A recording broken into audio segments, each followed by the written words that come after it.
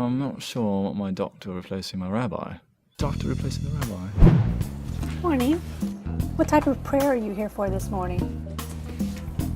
Morning prayer. Write down what I had to eat. Yes. If you can just have a seat over there and wait for about 15 minutes. Prayer group is happening back there. Yes, and they're not ready for you. Or my rabbi replacing my doctor. Be a bit odd. Say Don Olam Asher Molach B'terem Kol Yitzur. But there's an undeniable area in medicine where morals and Judaism enter the picture. One of the things that make me most proud about my Jewish background is the fact that the Torah and the Talmud together have really addressed most of the issues that confront modern technology. It's mind-boggling how Judaism's oldest book holds clues to modern medical dilemmas that we have today. Its application is to me, to you, physicians, patients, to absolutely everyone. Medicine and Morals, your Jewish guide through life's tough decisions. I know giving up 6 evenings is not an easy decision to make, so what we did is we got a few people together, we decided we'd look under the hood of this new JLI course, kind of see what it's made of.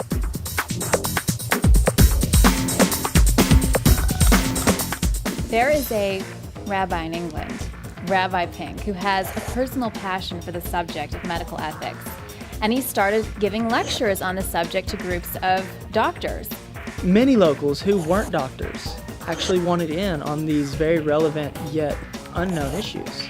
Rabbi Pink took all of his experience and his tremendous knowledge of all factors of Judaism and created a lecture that is not only for doctors, but for everybody. A JLI affiliate from Kansas, Rabbi Weinberg, he actually happened to be at the lecture and was blown away. He contacted Dr. Silverstein, who's in charge of the JLI curriculum development. She worked with the author and many other educators to develop a rich, interactive curriculum for all JLI affiliates.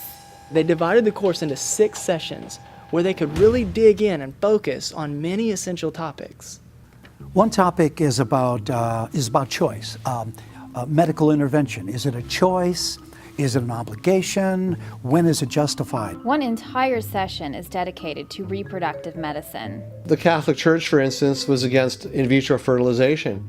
And from the early days, because of the Torah's view on when life begins, it was pretty easy. Is in vitro fertilization allowed? Is artificial insemination allowed? Is insemination with a donor sperm allowed? Is the use of donor eggs allowed? One of the questions facing the rabbinical community is the fact that we can now help couples accurately choose the gender of their babies. There's another session that goes into confidentiality. You would be absolutely astounded at how many times personal medical information can actually save a life. People want to know, Rabbi, I have this incurable disease. Should I tell the one I'm dating about it? What are the deciding factors for parents, for physicians? The session goes right into that. In all of the pilot sessions of this course, there were many questions about Judaism's view on mental illness. So there is an entire session dedicated to this very delicate subject.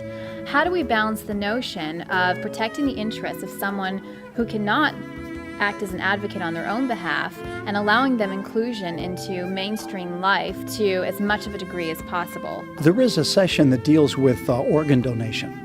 And am I allowed to donate an organ? Am I obligated to save a life? Another session covers the amazing world of experimentation. Where are the boundaries? I mean, what does Judaism say about us participating in drug trials?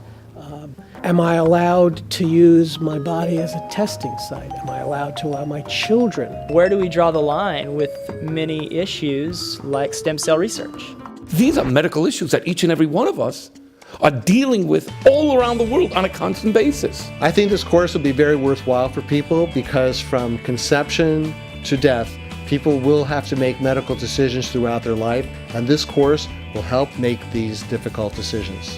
These things are important. They're important to us. They're going to be very important to our children, to our little ones, our grandchildren. The exciting thing about the JLI course is that it will give people the framework by which they can understand how rabbis make these decisions. No one course can give a person a Jewish answer for their particular need, but at least people will know what the issues are that rabbis contend with when helping them make their decisions. I've studied this course. I can't wait to teach it. I'm like a bull in a bullpen. I'm like a boxer ready to go out and box. I can't wait to stand up and bring this to all of my students. What better way for them to come for 6 weeks? I know that sounds like a lot. 6 weeks of vitamins to the brain, exhilarating topics, stuff that will change your entire world and your outlook on Judaism. Medicine and morals is probably the most extensive collaboration between the medical and the rabbinical communities. And you do not have to travel all the way to England to experience it. It's all right here. It's right in your backyard. People come to a course, they're not just looking for a new idea.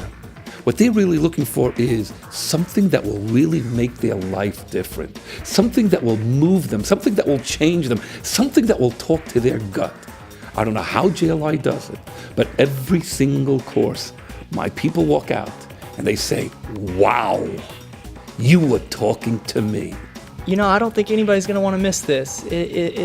It's an amazing course. This course is a must. You can't TiVo these 6 lessons. You have to be there.